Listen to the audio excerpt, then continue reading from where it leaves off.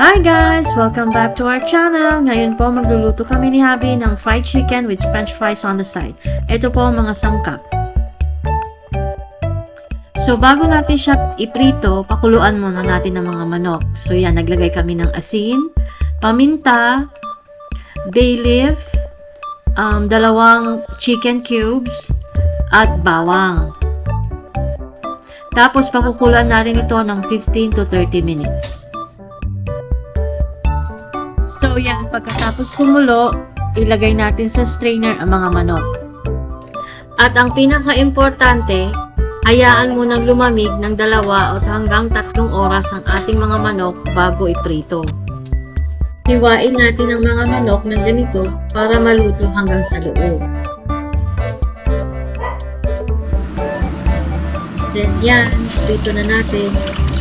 Inuna muna namin ang mga chicken thighs na iprito.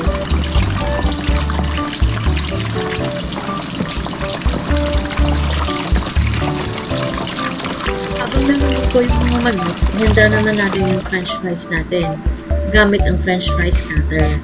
Kung wala naman kayong french fries cutter, okay lang yun. Pwede naman gumamit lang ng kutsilyo. A few moments later.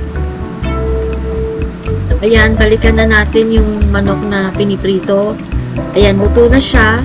So, ngayon, tatanggalin na natin siya dyan. Tapos, isusunod na natin ang 2 buong manok.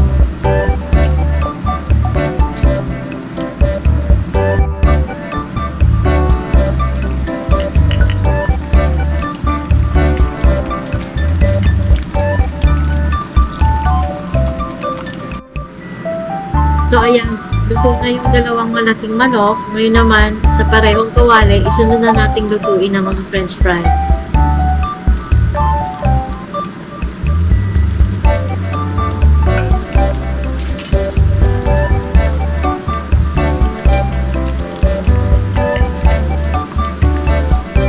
At ayan po, luto na ang fried chicken natin at ang french fries. Kain po tayo!